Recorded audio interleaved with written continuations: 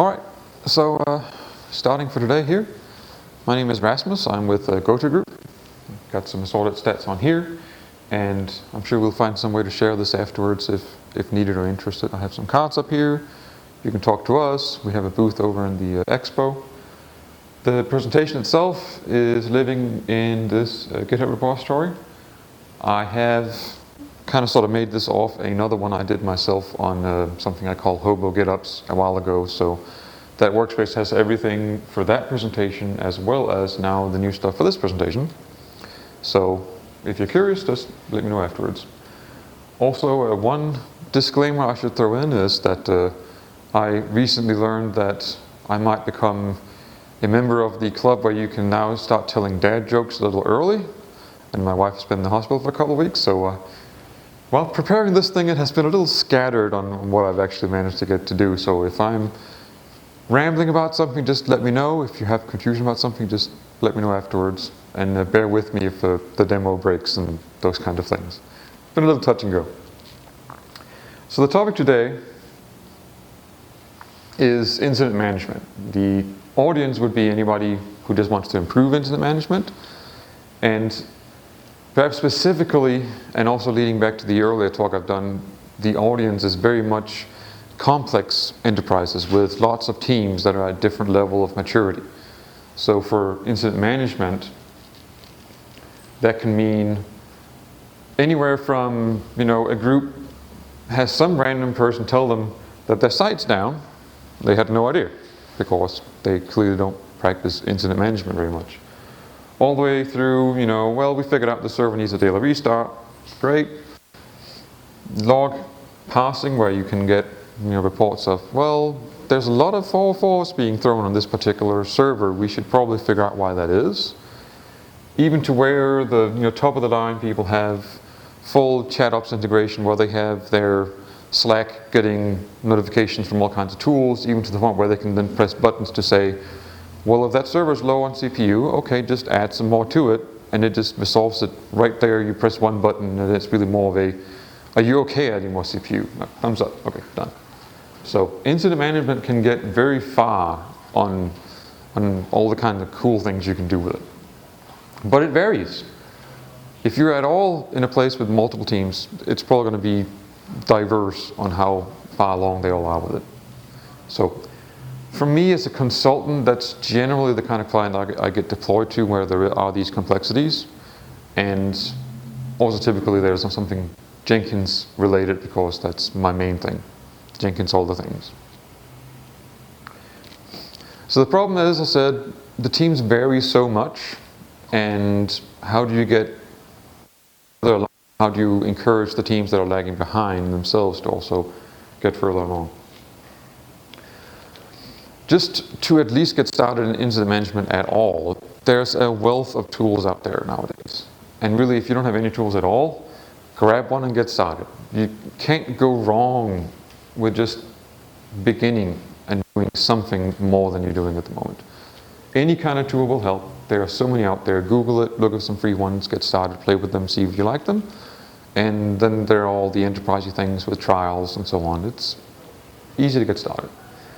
For more complex places, you want to have a good tool, and you want to be able to integrate it in some sort of tool chain.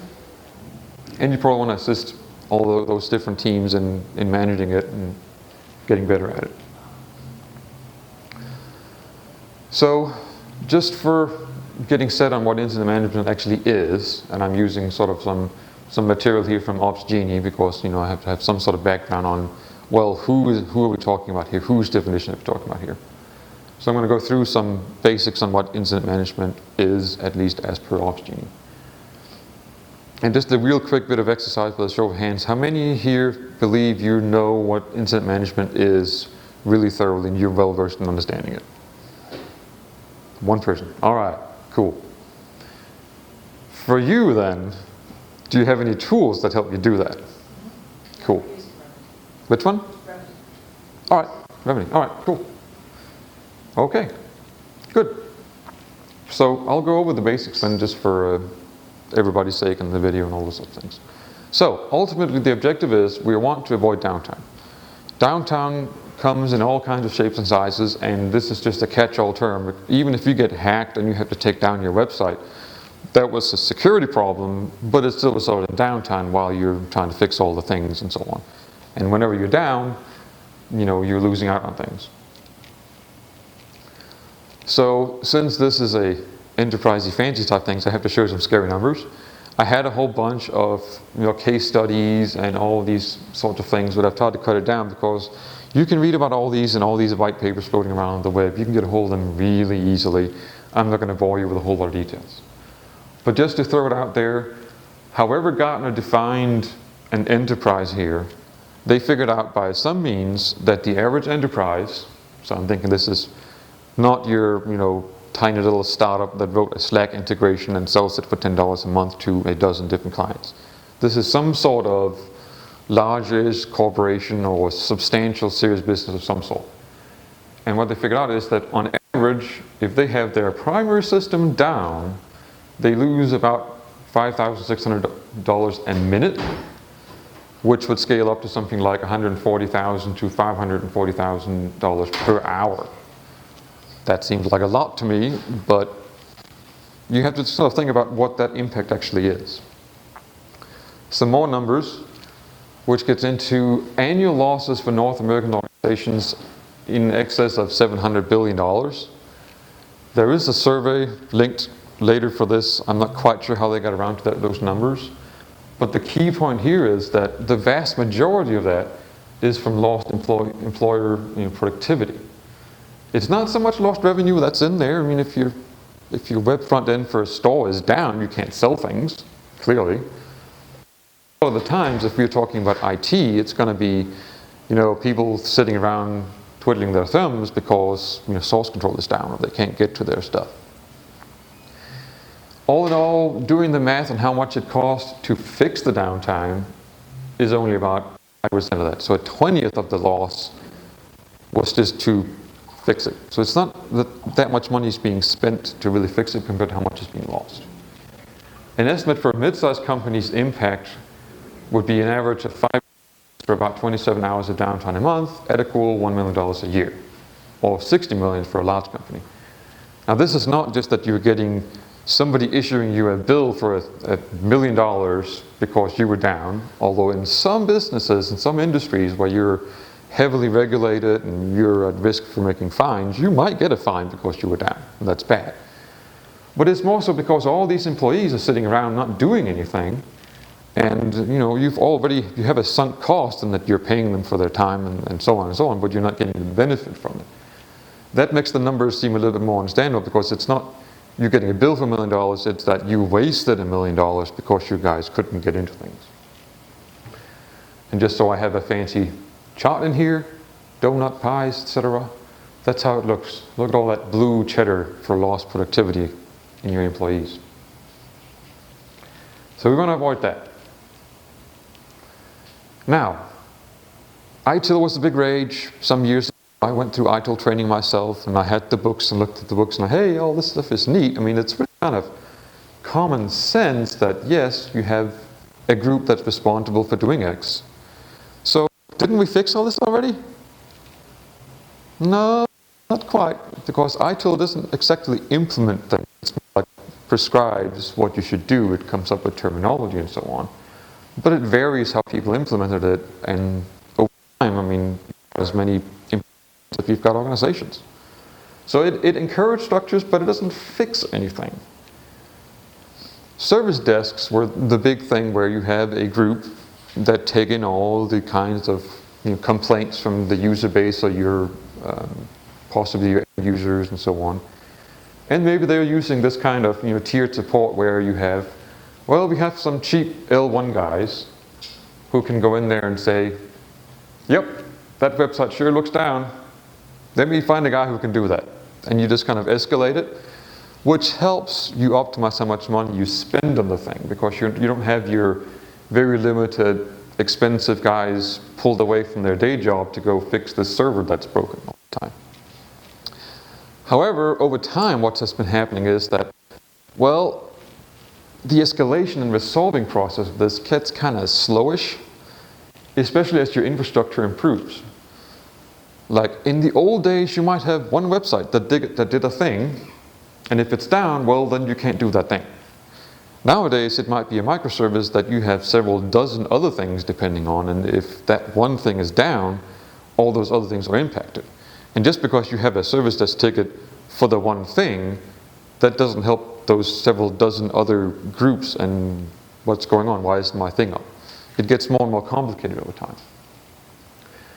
Hero support is the thing that has also grown out of this service desk approach where, well, we told the guy who knows how to fix that thing, and then and that's really kind of the end of it. And if it's a bad issue, I mean, that guy might have been working over the whole weekend to fix it. And then the next time it happens, well, whoops, he's on vacation now. We have no idea how to fix it. Then you start getting into calling cell phones and hoping somebody will pick up, and then in the meantime, things stay down. The service desk approach was all about email. Email, email, email. Lots of people getting lots and lots of emails. Forget inbox zero. This was partly to sort of try to limit exposure. Well, we want to control the communication really bad, which is, I guess, maybe ITIL talked about that some more. But in the world of, always being in business, social media and all that, you need to be more on top of things, so you need to have some more visibility. The old school got into mean call time and KPIs and all these other buzzwords and things, but at the end of the day, somebody just wants to know that, hey, my thing isn't working. I don't care what a KPI is. I have organized alerts to gain alert fatigue from. How many email inboxes and alerts and things do you get that you really actually care about? I have multiple email boxes right now where I have email rules that dump things in the folder that I then pretty much never look at anyway unless somebody pokes me on Slack to ask, hey, what's up with this thing? And everybody's favorite, my thing doesn't work, file a ticket. To meet my meme quota, this one pops up a lot with one client I work with.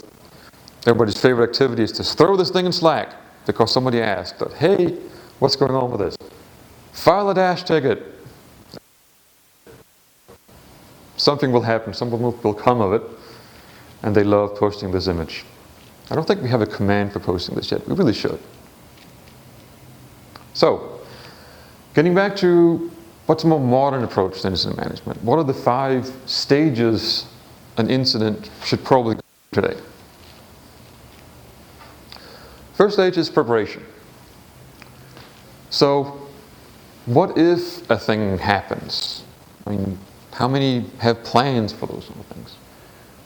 Anybody want to dare raise a hand about being really, really prepared and like, yes, we know exactly what to do if the things happen and things go wrong? Any hands? No? Okay. I'm sure we all would love to spend time on it, but who gets time to prepare for those kind of things? Ideally, we should. That, okay, we know that this, if X goes down, it's going to impact services Y and Z. And, well, okay, what can we put in place to really help be proactive about that? Jump bag is a nice concept of having some sort of central spot where you can get to all your things. Okay, if service X goes down, here's some involved URLs, here are credentials, or, where they live, and then you just have a way of getting into that credential database and so on. Who knows how to fix it? Who knows how to work with it? Who knows how to validate it? I mean, it's one thing to restart the thing, but did that fix it? I don't know. It's good to know where to go look for these things. That's where you get into runbooks. For service X, how does it work? Not like on a technical level, but just kind of like if I'm a general opsy kind of guy who just started, okay, what do I do to help service X? Well, here's a runbook. Okay, you start the service, go to this website, log in, check the thing, does it work? Okay. Go check this other thing, and so on until you can sort of like check mark. Everything's good. Runbooks are great. Chaos engineering is a fun one. Has anybody heard of the Chaos Monkey thing that Netflix does? So they're essentially having a service that goes out there and specifically tears down their production servers, not dev test. They literally go and just use an internal piece of almost like malware that just randomly kills servers in production, and then they know how resilient they are. That sounds really scary to get started on, but you bet Netflix will know what to do when things go bad because they've prepared. There's a nice website on here that you can go to learn more about chaos engineering, which is both an awesome term and an awesome technique. Detecting and alerting is probably one of the things that we're all the most familiar with, because there are so many tools, especially in sort of the first big generation of incident management, like your Remedy and New Relic and all kinds of things, Prometheus, all sorts of things these days can say, hey, I'm watching a thing and this thing happened. So there are so many tools for this, and we'll get into a little bit more about that later. Because it's one thing to just set up all these things and make them ping people. It's another thing to use them well. Beyond a service desk, you might have had an operations center of some sort. Typical acronyms are TOC, Technical Operations Center, Networks Operations Center, where you just have a group of people in a room somewhere that are listening for all these incoming alerts and looking at all these systems and getting phone calls and so on. And they're the operating center that just routes this thing around and figures out what it is. However, while that's kind of nice, again, as things get more and more complicated, this can be overwhelmed. It might be hard to spread the visibility around of, well, what actually did get impacted by this? Who is involved in it? So there's a lot of things you can do to automate that sort of central hub of things.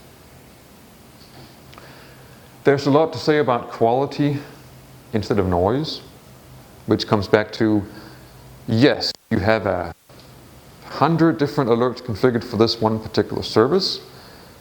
Do they go off when there's actually a problem, or are they just firing left and right all the time? There are typically, I bet everybody in here knows that some sort of software in your organization somewhere is writing all kinds of crazy things to a log file. And that's just normal. It's just like, yeah, this file actually doesn't validate, but the app isn't broken, so Then when something actually does go wrong and you have an expert go through the log, well, I see a dozen different problems in here. I have no idea which of them actually mean. It is the reason why the website is down. So that can take a lot of time to dig through all that stuff and, well, what's the one that matters? You can add different levels of richness to these alerts. It's one thing to say, the thing is down. Well, it's another thing to say, the thing is down. Here are CPU stats, memory stats, and things from the minute it went down, and a whole bunch of other logs. Here's some links to charts and graphs that relate to it, so that you get the alert, but you can also immediately go and say, oh, okay, that thing looks really kind of bad and red, so let's focus on initial alert stuff over there. Finally, something that's easily overlooked is, if you have the best software in the world monitoring your actual applications, what happens if that software goes down? So your monitoring software needs monitoring. And if, you can probably just put some generic small thing over there to see that it's there, or you can bake sort of like a two-way heartbeat into where your monitoring software is looking at the apps, but maybe there's also something in some of your apps that ping back and say, hey, is my monitoring still up? And if so, send an email. The watchers of the watchmen don't need to be as fancy as your primary thing, so really just make sure that you have a high criticality alert that says, hey, well, monitoring just went, that doesn't seem right, we need to look at that. Next stage is containment. This is where you got the alerts, all right, now what do we do about it? Step one is get into triage, much like in a medical facility. All right, what have we got here? Because you might have 10 different patients, but if one of them has, blood just spurting out the side, you're probably going to look at that one first. That seems kind of critical. Stop the bleeding. So one problem is that it's tempting to, okay, we figured out the guy's bleeding and there's blood coming out, we put a plug in it, or you put a finger in the dike, and now you're standing there. Don't accept that as the new normal. This probably happens more often than we like to think of, like, okay, well, the server ran out of memory, so we just added a nightly restart, and we're just going to leave it there and pretend that's going to be great forever. I hit a fun thing myself just 2 days ago while working on this presentation. I run an open source project. It's just a little hobby. It's a video game, not very priority, but nonetheless, it has its own infrastructure. So we have a Jenkins. It's been public on the internet for like 7 years straight. No problem. Finally got hacked. And this was sometime in the middle of May, probably from this latest round of new vulnerabilities with crypto mining now being a big thing in malware and all these vulnerability things being spread on the internet. So we had a crypto mining thing get on there. Peaked the CPU to max, meant that our Jenkins couldn't do anything anymore. So I hopped in there and okay, yep, top says that these two things are at max CPU. Quick Google search showed, yep, that's cryptocurrency miner malware. All right, kill him. Kept coming back. Okay, I'm going to write a script that'll kill these processes once a second and then just leave it there. It'll be fine. It'll be fine. It wasn't fine. It just started changing name. So I'm in the middle of trying to write my presentation, and I'm trying to fight a fire in my open source Jenkins because I don't have time for it. It's a low priority hobby project. I can't just go in there. There's probably a similar setup for that in business because, well, like one guy uses that thing, he only checks it once a week. We don't need to focus so much time and money on fixing it permanently. But that's dangerous. There's a really nice link to a post-mortem by matrix.org in here, where they had a similar situation because they haven't upgraded this Jenkins in 3-4 years. Who has time for that? They didn't either, and they were aware of vulnerabilities, but they were new infrastructure in just another month or two. Me too. That's exactly why I haven't upgraded it, because I have this new thing over here and it's almost ready, so I don't want to spend effort on the old one. Well, that led to a huge data leak from Matrix, and they were really in trouble over it, and they actually have people that rely on them on like my video game. So that was a fun thing. But they did a really, really nice write-up. I would heartily encourage anybody to read it if you're sort of curious about a big, somewhat high visibility leak, had some sort of realistic, follow and so on. So, triage, stop the bleeding, but then go beyond that. Don't just leave. One step was, don't encourage these support heroes, these solo heroes that know, okay, just make that guy fix it. Collaborate. So the thing I was doing here, okay, I need to do a presentation and get on a flight tomorrow, and I pinged our Slack for the open source project, hey, anybody want to, worry about this thing? Hang on. Let me know. I'll invite you to the server hosting thing. I'll set you up with access to do it. You can just stand it up, look at it. If somebody needs it for a moment, because we have some students that we're mentoring and they might need access to it. Okay, somebody else, stand up the Jenkins, go here for the kill script, make sure it's running, add new names to it as you see fit, keep an eye on it, and we'll get through this. So reach out, collaborate, be transparent, and make sure that everybody's on top of things. One thing I looked at myself for quite a while ago is statuspage.io. This gets into the transparency because I pinged sort of a back room on Slack where we have our few system admin types and just sharing sensitive passwords and all that, but that doesn't help if a student, or sometimes universities will have a small project group that decides to pick our project to do some sort of open source exposure thing to. But they have no idea what's going on. They just see, hey, this link is broken, the thing is down. So I've been wanting to put up a statuspage.io thing, specifically to say, okay, here's this and that. I'll show how it actually looks right now. This is an example of statuspage.io, where you can see, well, here's a bunch of services that are defined. They have check marks. Maybe once in a while there's some partial uptime. This kind of approach is in place currently for a lot of different places.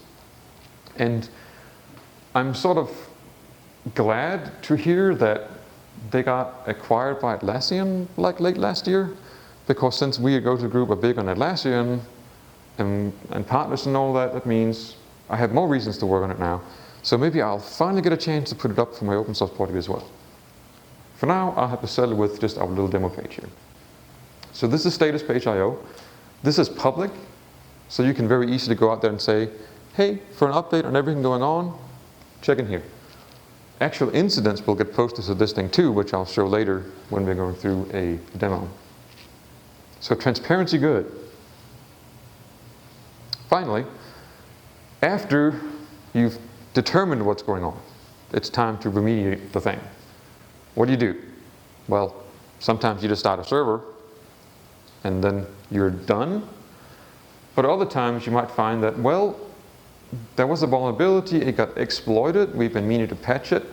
Should we patch it real quick, or just like get the thing online as soon as possible? It's super critical. Figure out the timeline, how much time you have available to remediate whatever's going on, and act accordingly. So if you can apply a patch to make sure it doesn't fix, or in my case, can I figure out what that lives so I can kill it? Great. If I have time for it, I didn't, so I just kind of turned it off eventually. So at least I know that it's not being abused right now. Thing is off. Chat ops can be super useful, because even with really deep integrations, Ops Genie has a thing where they put action buttons in their Slack integration, which hopefully I can also show, where you get an alert saying, hey, the site is down. And you can do like button clicks and get graphs in like, oh, okay, the CPU is way down. Okay, add CPU, and you're done. So you can actually sometimes fix things right in a chat tool. Chat ops as a topic is, again, a whole other presentation, and there are a ton of really cool things that have been done out there, where you can do insane things from inside your chat tool without ever having to log into another tool. So, and a variety of things where you can remediate. So I'll try to get the button in Slack showing a little later. After everything's fine, time for analysis. This is where you would do a post-mortem, like the thing I linked for matrix.org, do a nice write-up. If you put those in a public place, that's great, because it really shows, hey, this is what we did, we acted responsibly, we did the best we could, etc., etc., etc. You don't want to have your production website down for a week and then magically it comes back and nobody knows what happened or why, or if it's going to happen again tomorrow. You want to be transparent and build a really good reputation, and doing a good post-mortem and root cause analysis and all that kind of stuff is part of it, especially if you can write a report that you can share with as many people as it makes sense to. Of course you want to learn, Of course you want to learn from your failures. All of them, not just the big ones, like the whole thing went down. Even if it's just like the wheel fell off. Okay, go see why the wheel fell off. It might be a small thing, but even for small things, try to find out what's going on so you can learn from it and fix things in the future. And more than anything, don't point fingers. You don't want to just say, Bob broke it, and point at him. That doesn't encourage, a good work environment, and it doesn't encourage things getting fixed, because that just means Bob's going to hide the error next time. So don't point fingers. Identify solutions. So that's sort of the 5 phases that at least Ops Genie recommends that you think of when it comes to incident management. And I'm sure if you dig up white papers from them and other people, they will go in vast detail about all kinds of possible improvements, encouragement you can do to adopt and improve all 5 phases. So, beyond just saying all these good things, which is just like doing Agile again, there's also new things, tools specifically. What Ops Genie at least has done, and I'm sure that some of the other vendors do this too, is that they've come up with, okay, let's do a hub, like a tool middleware. Rather than you having New Relic and other things all over the place, all individually just sending out emails all over the place. Okay, build them all into a single central hub, so they're just feeding into a system that knows, okay, I have these alerts over here all over the place. I can send them to the right. We have sort of a place where you can have, and we know we'll get alerts in from these several different places, route them accordingly.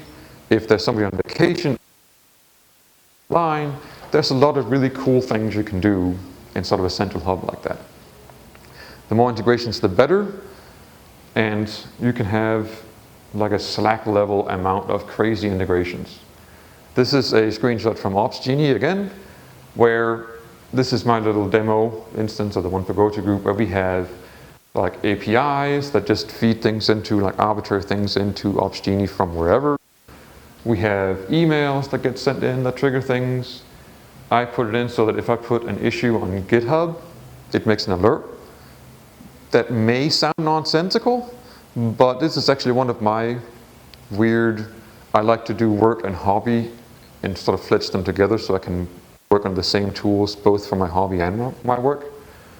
So in this case, I'm moving to where I can say, okay, if somebody submits an issue for my open source organization, which is kind of low effort, hard, very easy to miss things, make it like a work queue inside here that just says, somebody submit an issue. One of us on our team should go look at that issue and actually reply to the user and let them know that we're there and listening and so on, rather than just have them submit issues to 200 different repositories. We have that many. It's really easy to miss things, and I feel bad that we're not responding. Because if you just listen to raw emails from GitHub, I have thousands of those emails because I can't keep up. It's impossible. And if I go in there and resolve a thing, if I have some other person who also looks, they have no idea unless they go through all the emails. Oh, okay, this other guy responded to it. So there's some kind of creative ways to use this. So I'm playing with that more. Jenkins, of course, integrates with everything. And I have a little demo later that actually uses it to where if something goes wrong in Jenkins, it'll feed into OpsGenie and it can then carry it on to elsewhere. You have your actual Jira service desk, which of course can also route things in. You can make things happen from Slack and feed it into OpsGenie. You can take things that happen in OpsGenie and put them into Slack. Some of these integrations are two-way. And finally at the bottom there's a little status page thing which I will also be able to show. But wait, this presentation promised DevOps. Where's the DevOps? This is where I was a little bit tricked into doing this presentation. At first, when I signed up for this, I thought I was just going to do my hobo GitOps thing again in a new place. I'm like, yeah, okay, that's fine. But then I got told, well, we should really get more into like telling people about incident management as well. Can we mix that in somehow? And I started thinking about, well, incident management and DevOps. That's kind of weird to me because incident management has always seemed to me to be a really, really far into the operations side of things, whereas you're normally trying to get like devs and ops guys working together on, well, we have a server over here and we'd like to manage it with infrastructure as code and all those kind of things. Those are really close together. But incident management is like way over there. Some companies are even to the point where we have a dev team, they deliver an application, we throw it over the wall, there's a completely different dev team that actually handles anything that needs to be escalated from operations and figuring out what's going on with the app. The original devs never even see it. So incident management has kind of been way off over to the side. So I really took sort of a week or two to figure out, how can you even get those two closer together?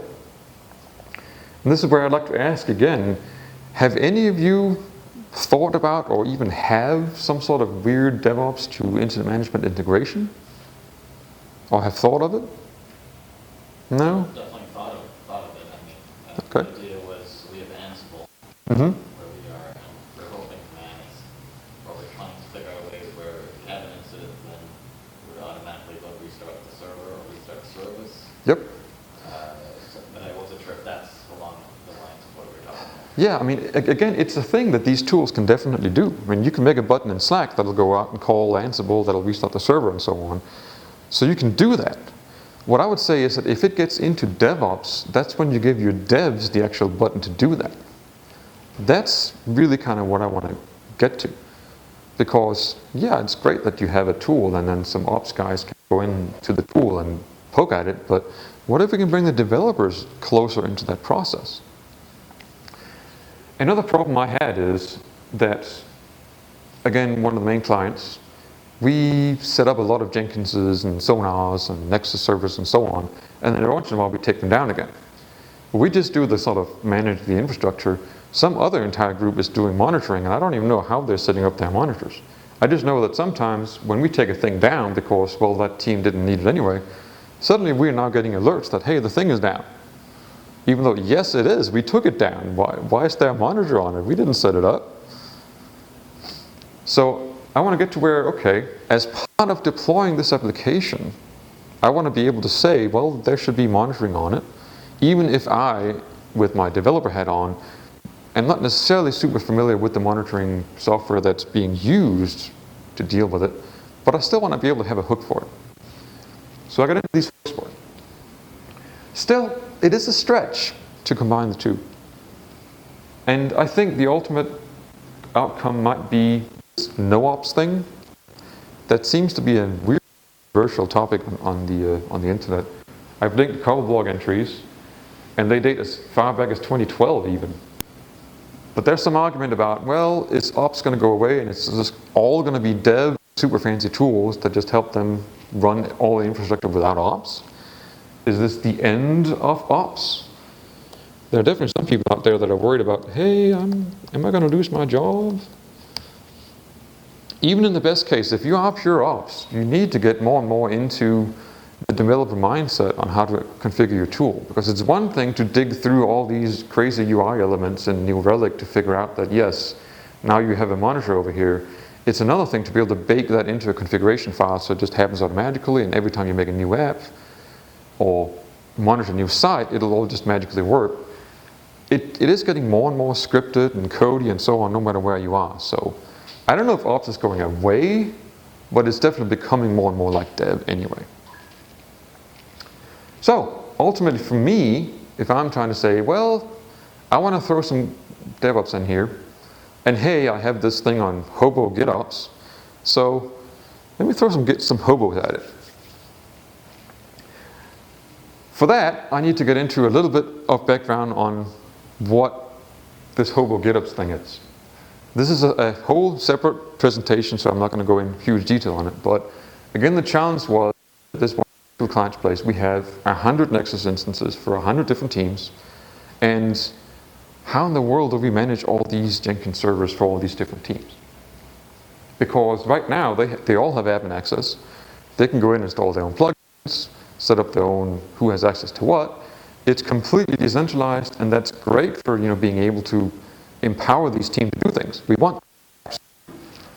But then guess what happens when we try to roll out an update to 100 different Jenkins at once and just upgrade all the plugins? Yeah, it go well. So we figured, okay, we have some teams, they are barely using Jenkins, like they know that there's a thing that builds their thing or a button that when they click it, something happens. All the way up to, well, some teams are using actual true GitOps in a Kubernetes cluster that has an operator that pulls in infrastructure as code stuff and just makes their cluster in Kubernetes look like how it's supposed to. So there's a very wide range of teams. How in the world are we going to come up with something central that'll help them actually keep that thing figured and looking like it? So the way I did it was, okay, we have a simple Git repo that has some basic configuration details, like a list of plugins, and that list of plugins is going to be specific to a specific Jenkins, and we just give the users access to just update that list, run a utility job in a Jenkins, it'll make sure those plugins are installed. So now they're not like with the UI anymore, and it's documented what's actually going on. Thinking about how to apply that to incident management, on the other hand, is a little trickier because, at least when it's CI/CD, that is very close to something like Jenkins, what it does. It's very easy to think of in code. incident management is not. Because a lot of companies are just using a service desk and a pile of systems. How are they going to just configure things in a Git repo with something? That's hard to get started on. Plenty of teams don't have anything like that in the first place. But that's okay. I think of these teams as different styles of hobos. Eventually we'll get some more cartoony imagery. I'm looking forward to that. But for now, point is, there's a bunch of different teams. They're all over the map. They're using different tools. How can we put something together in a centralized position that helps them mature in a sort of a single, but still give them the ability to diverge as long as it follows enterprise standards or whatever you have in place. So, being a Jenkins guy, pretty much I throw Jenkins at it. Whatever it is, I'll throw Jenkins at it. I will find a way to make Jenkins do it. You want toast in the morning? I will make Jenkins do it. There is a way. I like Jenkins. So, it remains the king of flexibility because you can make it do anything. It's ridiculous. I don't know if anything else has that many plugins. In my specific case, I've been using something called Job DSL, which is a way you can write Jenkins jobs in code and then have them automatically generate into a Jenkins. I use these manifest repos, which is essentially just a tiny configuration file. Right now it's mostly a simple .properties file. It could be JSON, it could be YAML. Point is, this is what I want, and here's some jobs that make it that thing. So for hobo GitOps, that means I configure a Jenkins to do something for an application team, which could be spin up a deployment job that when you hit the button, that thing gets deployed. They don't have to make the deployment job. They just say, I have an application, this is where it should go, put that in a Git repo. My Jenkins magic makes all that happen, and at most they'll just have a button that they can go and click when they want to, or they can have it trigger automatically if they merge a pull request that says, okay, now version 2.1 should be in my environment X. Merge the pull request, all this stuff triggers and then starts making it so. So it's kind of like Ansible or Publisher Chef, but in a weird way. For incident management though, I had to come up with some new hooks. So real brief in here, my issue is developers up here. These developers may not know how Opsgenie and status page and New Relic, all the things work. And depending on the team and my corporate setup, I may not want them to spend their time on it. I just want to give them a thing to say, if you're monitoring, there's a line in this Git repository. You put a snippet of text that should be on the page, you commit it, you push it, magic. The developer just focuses on that and say, how do you validate it? And then my stuff takes over. In this case, I have a utility job inside my Jenkins that would read that line out over there, but again, wife in hospital, plane trips, all those kind of things, quite get there, so right now I just hard-coded the example inside my Jenkins job. But the point is, it would go a bunch of, okay, these are the things I want to monitor, make it happen, and then Jenkins goes and negotiates with Opsgenie or sends alerts to it on its own, and everything is good. So, if the website goes down, Jenkins and Opsgenie will figure it out, they will update status page, and an end user can actually see, oh hey, the site doesn't work, but here's a nice status page that actually has links to an incident that details what's going on, is anybody working on it, and so on. And this is where we see if the demo works. All right. So now I need to get out of full screen mode. Come on. Now I have a bunch of little things to show. Here is my Opsgenie. This is the alerts page. There's nothing in here right now because nothing is broken. I have my status page. There's nothing much on it. It just looks like a status page. Lots of green on it. We want that. On the back end of status page, there are no incidents. Great. Everything's fine. No problem. And I'm going to use, again, reuse my work because lack of time. What I've been playing with is Jenkins X. on Google Cloud, which again, completely outside the scope of this talk, but really cool. Play with it if you can. Neat stuff. One thing Jenkins X does is that it lets me put a website in a Kubernetes cluster, and whenever I submit a pull request to the code for it, it will spin up an actual preview site for it. So I have a random pull request that adds some functionality here, and what it has done is it has built a preview version of my site. Doesn't matter what it is. Point is, I have a URL that I can monitor and a little bit of text that I can say, oh, okay, make sure this page exists and that it has this text on it. So the way that works, or would work, is there's a little, I've written a little Jenkins pipeline library model with a minimal, hey, go get this website, check the text for a little phrase in it. So this does work, at least when it's feeling well. And there's an actual job here inside my little test Jenkins that goes and says, okay, do this check, and here's my dirty hard-coded link in here because I didn't quite have enough time to fix it all, but it's going to do the thing, and if the text is there, then great, and if it's not, well, we're going to do something ops genie. This is the kind of manifest repo that I would be putting this stuff in. So pretty much just add a line in saying, here's the URL, here's some text to look for. This is what's currently powering some of my, this Jenkins I'm running. Like it knows to go find more DSL jobs over here, if that's what I want to look at, but that's not for this presentation.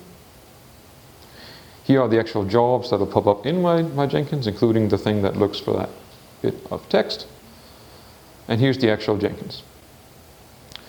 So everything you see in here is automated. Nothing of this is a hand job, so to say. This is all just, okay, magic job DSL, things pop up automatically. I don't want anybody to have to go in here and manually configure things. The little health check job, if I run it,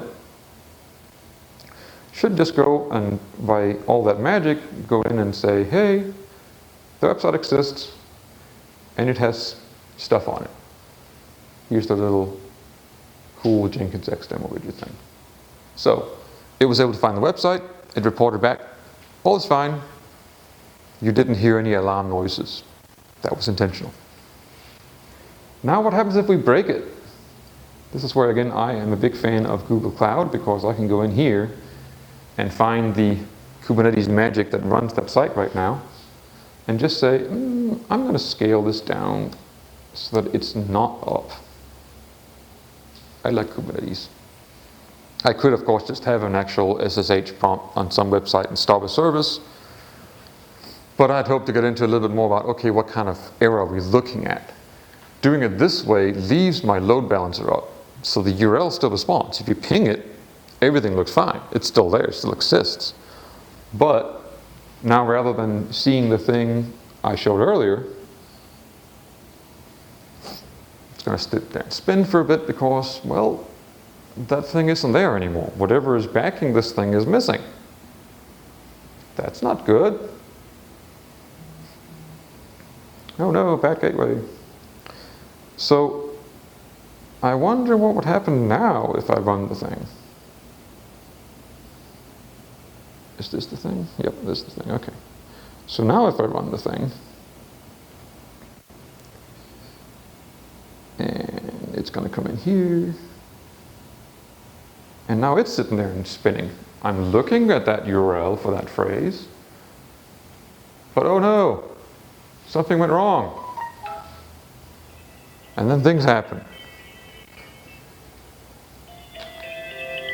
Huh.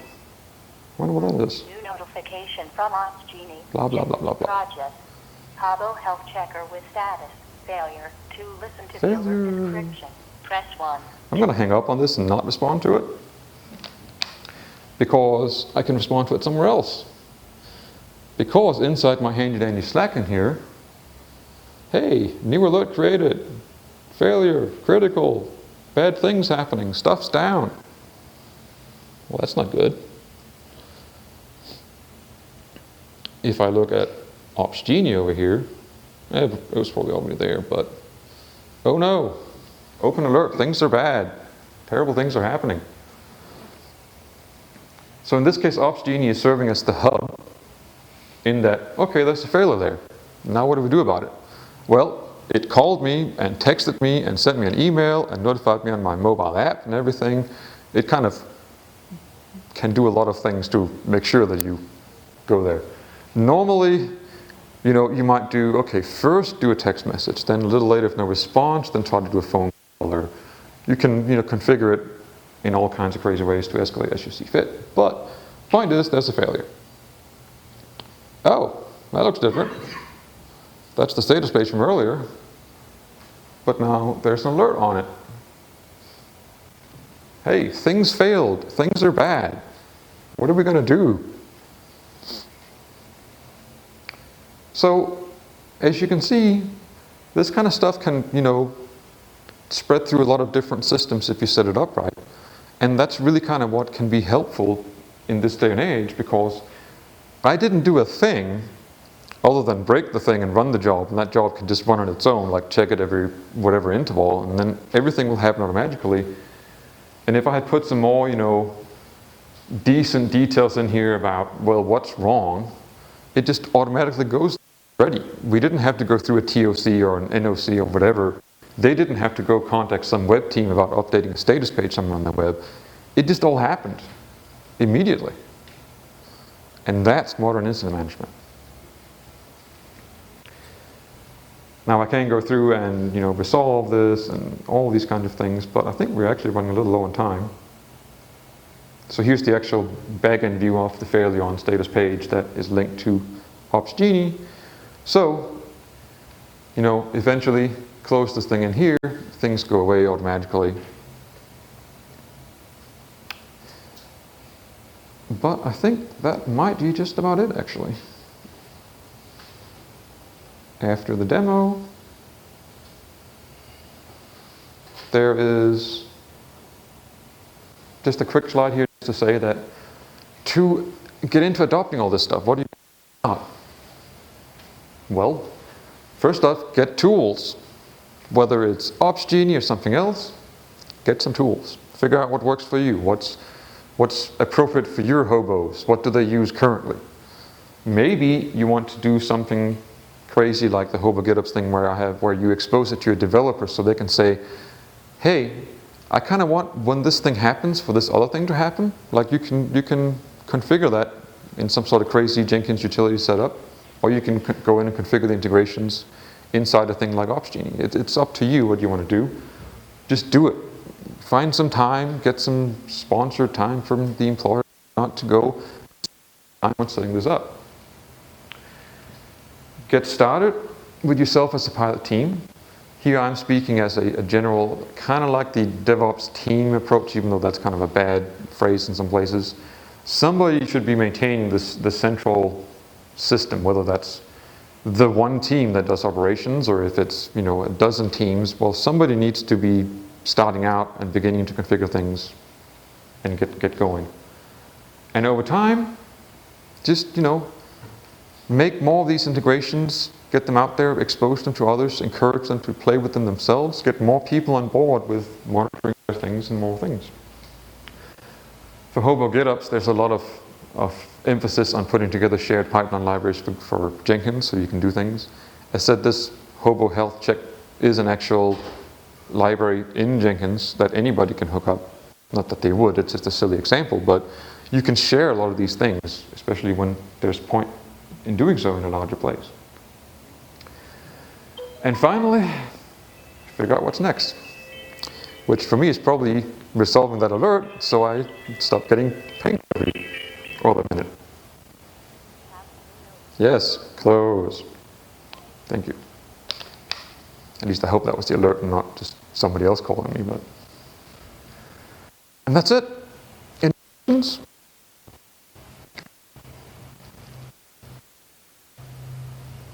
All right. Well, we have a booth here if you're curious about incident management, Hobo GitOps, OpsGenie, status page, all things. We're here. And thank you.